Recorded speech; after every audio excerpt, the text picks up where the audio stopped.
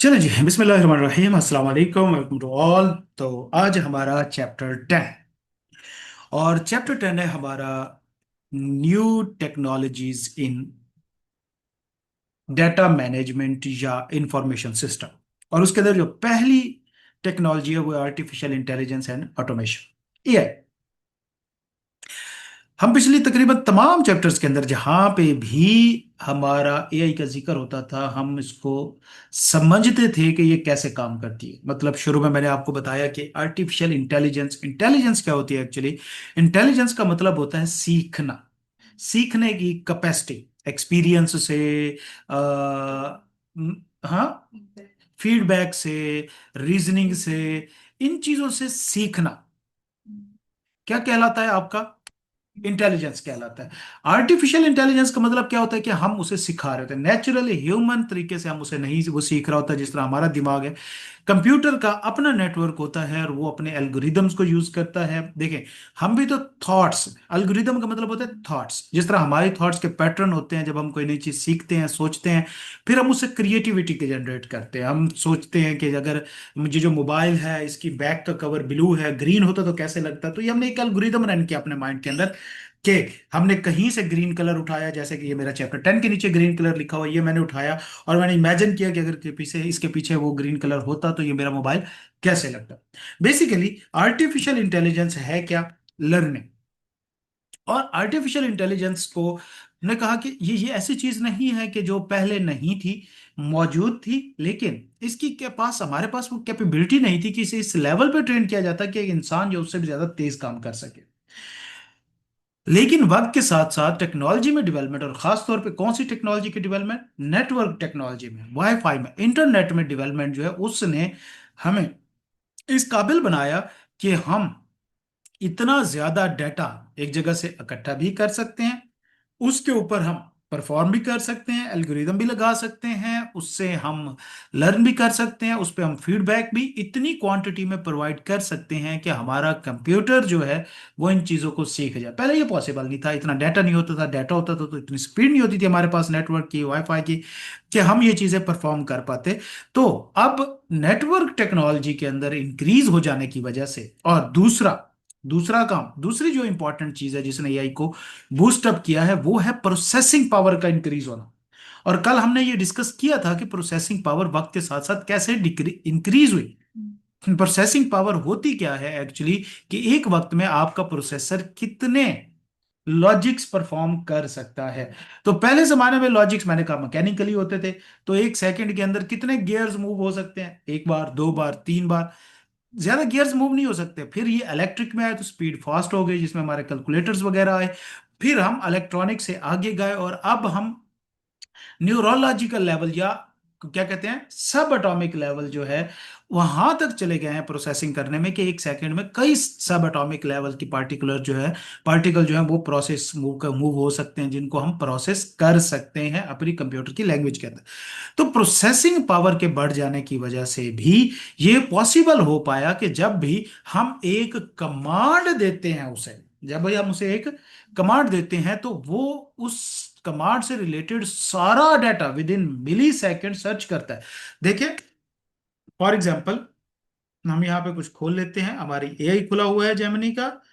Mister Subhan को हम identify कर रहे थे लास्ट डिस्कशन के अंदर। तो ये सारा, फॉर एग्जाम्पल, मैं उससे कोई क्वेश्चन पूछता हूं, what do you know about creation of this world.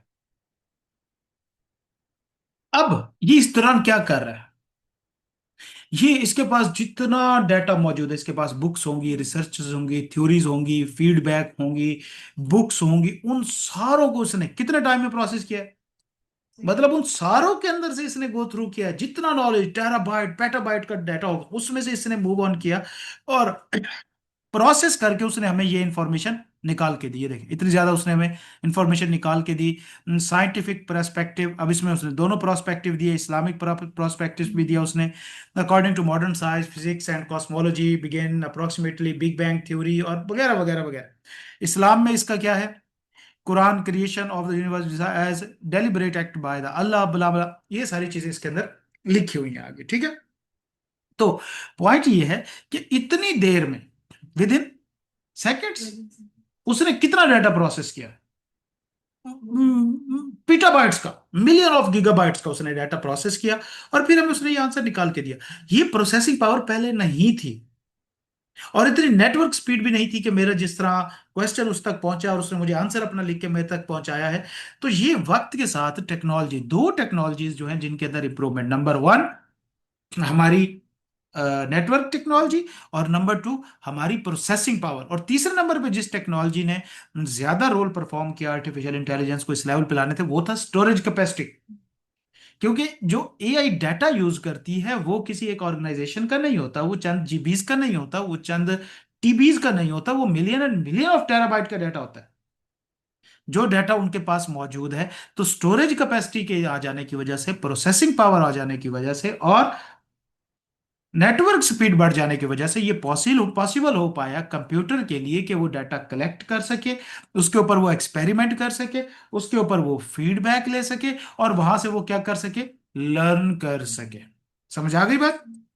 तो लिहाजा, अच्छा, अब ये आपके सामने यहां पे चैट, गूगल जेमिनाई का मैंने एक चैट बॉट ओपन किया हुआ है। अगर आप इसको यहां पे जरा ओपन करेंगे, ये कुछ टूल्स हैं यहां पे। डीप सर्च, पहला आपको नजर क्या आएगा? डीप सर्च, इसको कहते हैं डीप लर्निंग। देखिए, अभी मैंने ये से क्वेश्चन किया है ना कि देखें what do you know about universe, उसने मुझे इतना सा आंसर दिया, लेकिन यही क्वेश्चन मैं डीप सर्च के अंदर करता हूँ। Select will start a new chat, you can return to this conversation at time, don't ask again. ठीक है, न्यू चैट ओपन करते हैं। अब ये देखें नीचे क्या हैशटैग है, डीप सर्च। अब हम करते हैं what do you know about creation of universe. अब अब देखिए ये टाइम ज्यादा लगाएगा, लेकिन इसके बाद इसका आंसर चेक कीजिएगा। इसके ऊपर में भी इसे टाइम लग जाए थोड़ा सा, हम इसको टाइम देते हैं। अच्छा, यहां पे अब डिफरेंट मॉडल है, अब देखें। यू आर ने you are nearing your limit of 3 research report, you can 3 more until December 19। मतलब आप इसके ऊपर ज्यादा काम नहीं कर सकते, बहुत इसको प्रोसेस करना पड़ता है। इतनी देर में कम से कम भी कोई क्या कहते हैं, 5-7 लीटर पानी वेस्ट हो गया होगा, जितने सर्वर हाई हुए होंगे, हीट अप हुए होंगे, और उनको ठंडा किया गया होगा। अब देखें, रिसर्च वेबसाइट एनालिसिस, उसने कहा स्टार्ट रिसर्च। अगर आपने रिसर्च करनी आ जाए, डीप सर्च हो रही है।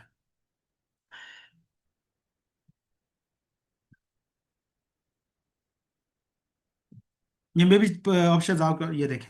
अब उसने क्या किया, ये सारी वेबसाइट्स उसने दी, यहाँ यहाँ पे इससे रिलेटेड सारे कॉलम्स पड़े हुए हैं। आगे चलते हैं, आगे चलते हैं, अभी वो कर रहा है, देखो। Explore the universe, creation, researching 33 websites, और अभी लगा हुआ है, सिस्टम कैसी तैसी फिर गई है। Mapping the primal seconds, I am signal detail timeline, वो कर रहा है, सारा कुछ कर रहा है। रिजॉल्विंग मॉडर्न कॉस्मिक एनोमलीज, सारी चीजों को अभी ये लगा हुआ है।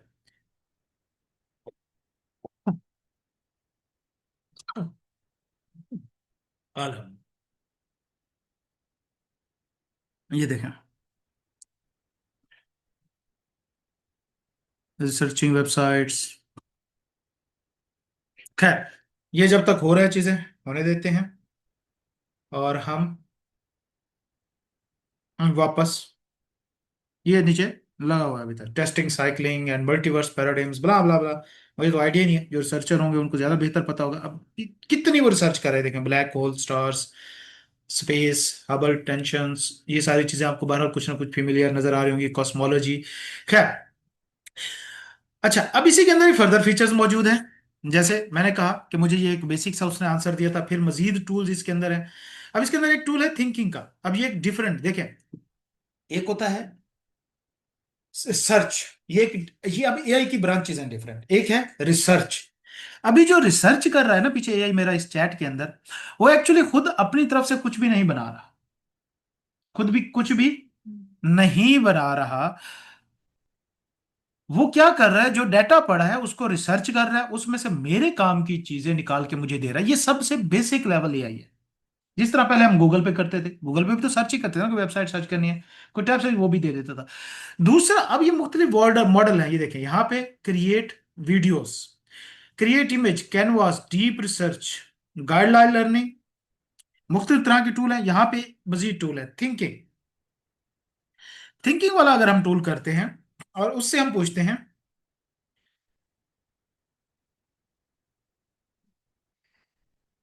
Is it possible to create antimatter in and open system in the world? देखते हैं, हमने उसे सोचने पे लगाया, मुझे बताओ।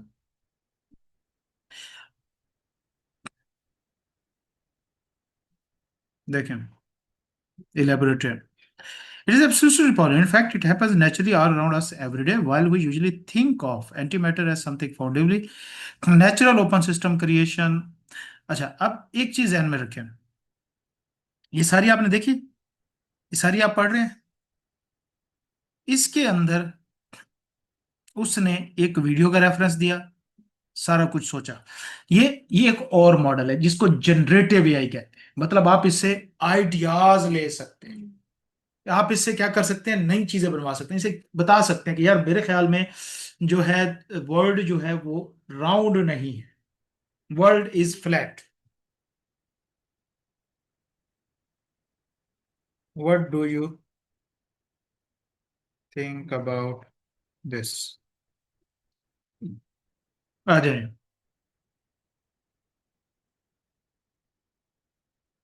Earth has been seen a bit of resilience on the internet lately, and it's fascinating. Look how people question the audit of physical evidence is gravity. Why does the theory persist? Most people know.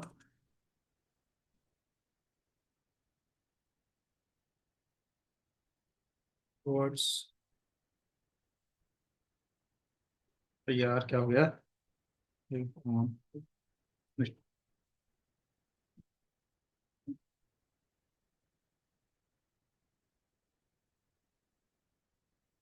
My theory is that it's less about the actual shape of the planet and more than a deep seated. अब देखें, इसने जो answer दिया ना,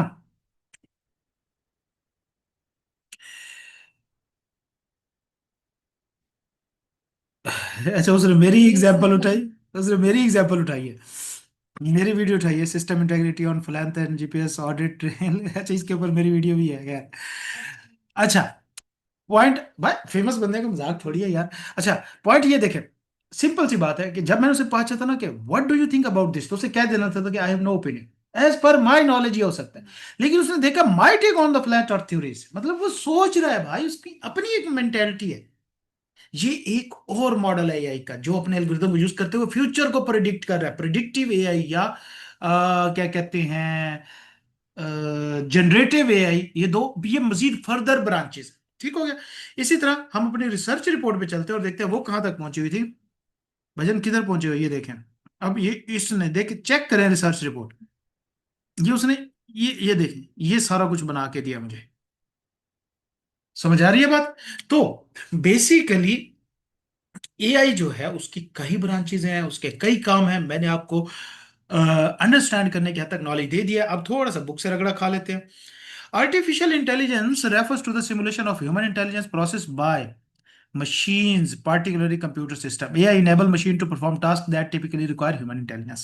Artificial intelligence learning cycle. Artificial AI learn कैसे करती है? पहली चीज उसे क्या चाहिए? डाटा, डाटा चाहिए। फिर उस डाटा को प्रोसेस करती है, ऑप्टिमाइज करती है, फिर मॉडल ट्रेनिंग, फिर वो एल्गोरिदम से लर्न करती है, मतलब हमसे फीडबैक लेती है, हम पूछ रहे होते हैं, हम सब क्वेश्चनिंग करती है, हमसे डिस्कशन करती है, हम उसको आंसर कर रहे होते हैं। देन रिजल्ट इवेल्युएशन, फिर हर आंसर के बाद वो तकरीबन आपसे पूछता है, do you want me to do this, या are you satisfied with this result, या do you want to me to do something else. इस तरह के वो क्वेश्चन पूछता है, ये वो आपसे फीडबैक लेता है। आप कहते हैं नो, इसका मतलब वो आंसर ठीक है, उसने लर्न किया। उसको लर्न करने के बाद फिर लास्ट में model development, implementing the model in real world application. और फिर जिस जब इस लेवल के ऊपर ये आपकी ट्रेन हो जाती है, तो फिर आप उसे रियल वर्ल्ड के अंदर आप उसको इम्प्लीकेशन एप्लीकेशन के अंदर यूज करते हैं। टाइप्स ऑफ आर्टिफिशियल इंटेलिजेंस कितनी तरह की है? Analytical AI, predictive AI, generative AI. जो हमने ये पहली बात की थी, ये एनालिटिकल एआई। एनालिटिकल एआई का मतलब ये है कि उसके पास जो डाटा है उन्हीं को उठाता है, डाटा टू डाटा कंपेयर करता है और आपको रिजल्ट्स निकाल के दे देता है। ये एनालिटिकल एआई होता है। जनरेटिव प्रिडिक्टिव एआई ये फ्यूचर के ट्रेंड को प्रिडिक्ट करता है, पीछे वाली जो उसकी इक्वेशंस थी उनसे प्रोबेबिलिटीज निकालता है, रिग्रेशंस निकालता है, कोरिलेशंस निकालता है। ये सारी चीजें आपने किसी हद तक पढ़ी हुई हैं, उनको यूज करते हुए ये फ्यूचर को प्रिडिक्ट करता है। जिस तरह आप प्रोबेबिलिटी में हम आउटकम ही प्रिडिक्ट करते थे, कम्बिनेशन, परमुटेशंस, ये सारी चीजें उनको यूज करते हैं। और तीसरी जनरेटिव है, जिसमें ये आइडियाज जनरेट करता है। जैसे इसी के अंदर ही तकरीबन एक मॉडल था, और वो क्या था? वो था पिक्चर्स बनाने वाला मॉडल, जो इमेजेस बनाते हैं। देखें, ये लास्ट टाइम ये हमने एक इमेज बनाया था। किधर गया? अच्छा भाई, ये रहा। ये हमने इमेज बनाया था। इससे पहले मैंने ये एक वीडियो जनरेट की थी, आपकी क्लास में ही मैंने की थी। उस वक्त ये ओपन नहीं हुई थी, टाइम लग जाता है इसको जनरेट करने में। उसे मैंने कहा था कि बताएं एंशियंट रोमन टाइम में किस तरह का सीन होगा। इस सुबह के टाइम फेरोज जो है मॉर्निंग वॉक पे निकले होंगे। चेक करें। मजीद इसको, अभी इसको मजीद, अभी भी ये देखें वो बंदा जो है आर्टिफिशियल लग रहा है। मजीद मैंने, क्योंकि बड़ा सिंपल सा प्रॉम्प्ट दिया था उसे, अगर मैं उसको डिटेल्ड में प्रॉम्प्ट देता तो वो एक डिफरेंट चीज मुझे बता के देता। अब ये चीज उसने खुद जनरेट की है, इमेज बनाया, इमेजिन किया है उसने। तो ये सारे काम जो है वो जनरेटिव एआई नॉर्मली करती है। तो कितनी टाइप्स हैं एआई की? तीन: एनालिटिकल एआई, प्रेडिक्टिव और generative. Analytical AI focus on analysing historical data to uncover pattern, पिछले डाटा को उठाता है to uncover pattern, general insight and support data driven decision making. It relies on statistical methods, machine learning models and data mining techniques to provide organisation with insight about past and present condition. Key application widely used in financial analysis, जो हम करते हैं financial reports, operational efficiency वगैरह वगैरह वगैरह, fraud ढूंढना। दूसरी कौन सी थी? Predictive AI. Predictive AI leverage past data and sophisticated algorithms to predict future. ये पास डेटा उठाती है, फिर उस पर एल्गोरिदम लगाती है, जैसे कि रिग्रेशन, कोरिलेशंस, प्रोबेबिलिटीज, ट्रेंड और outcomes. This form of AI often employs regression model, time series analysis and machine learning techniques to forecast the future pattern. ये नॉर्मली हम वेदर फोरकास्ट वगैरह ये सारा कुछ जो है ये कर रहे होते हैं, ये इससे कर रहे होते हैं। Generative AI is focused on creating new content such as text, images, audios, videos, or even code. It works by learning patterns from large data set and using this knowledge to generate new data that is similar to existing data but unique in form. अच्छा, मजे की बात, मैं आपको एक चीज बताता हूँ जनरेटिव एआई में आपने काम करना।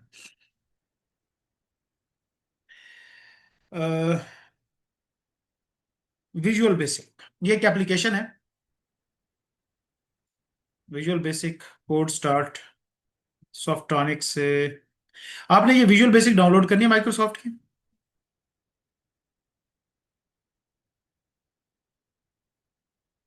डाउनलोड NUTST के मुख्तलिफ तरह के। एक मिनट, वो विजुअल बेसिक की एप्लीकेशन गई किधर एक्चुअली? अच्छा, और आपने एआई को कहना है give me a code to create a game like. किस तरह की गेम आप बनाना चाहते हैं? लाइक कार, नहीं नहीं, लाइक नंबर, जो आपके लिए आसान हो, उसमें फिर ग्राफिक्स नंबर पर।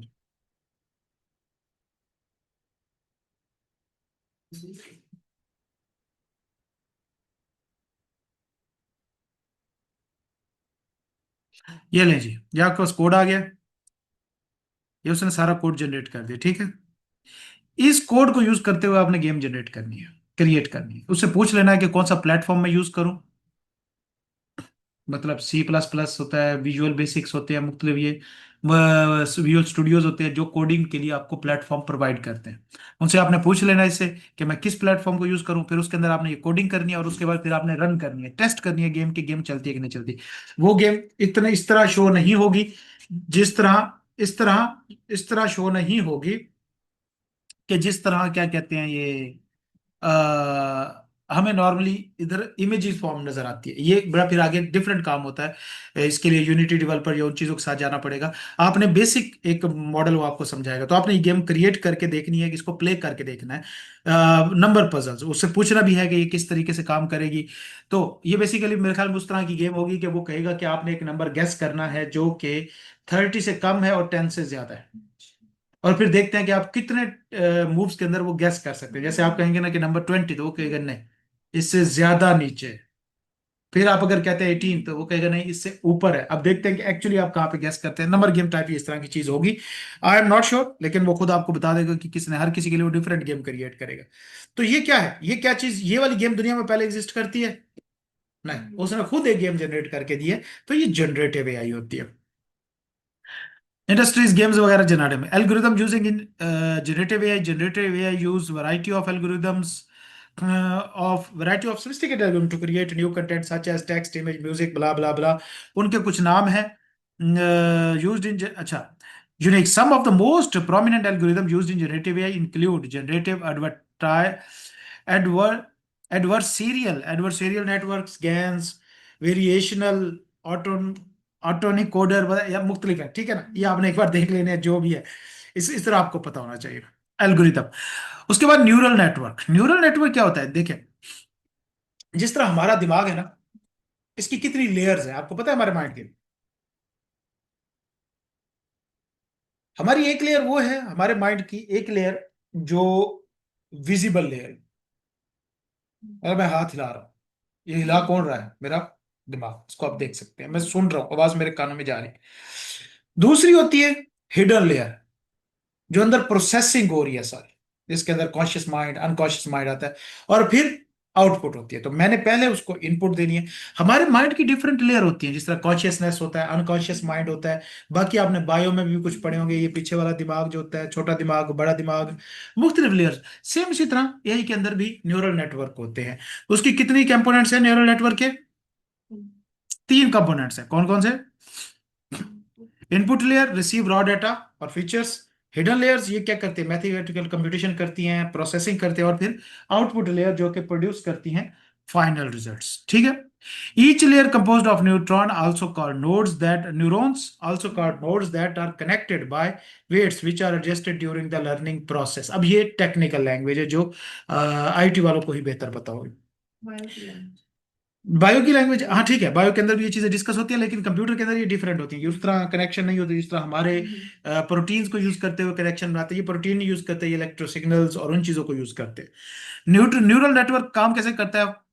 Neural network learn through a process called back propagation है।